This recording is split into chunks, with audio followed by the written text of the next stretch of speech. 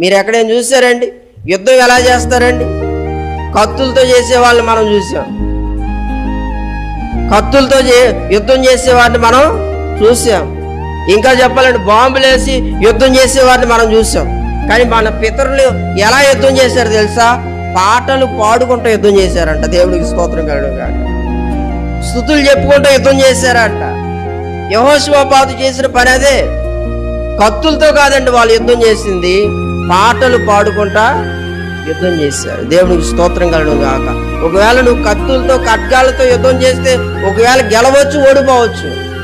అదే నువ్వు పాటలు పాడుకుంటా యుద్ధం చేస్తే ఓడిపోతా ఉన్న ప్రసక్తి నీ జీవితంలో ఉండదు.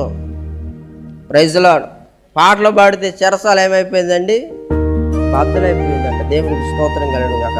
యెహోషువపాతు ఉపవాసం ఉండి పాటలు పాడుకుంటూ వెళ్తే శత్రువులందరి జీవితంలో ఏం జరిగింది తెలుసా? వాళ్ళ కత్తులతో వాళ్ళే పొడుచుకున్నారంట. Praise lord. వాళ్ళ కత్తులతో. ఈరోజు నీ జీవితంలో కూడా అలాగే చేయబోతా ఉన్నా. నీ శత్రువులు వాళ్ళకి వాళ్ళే తగువులు పెట్టుకొని చచ్చే రోజులు రాబోతున్నాయి.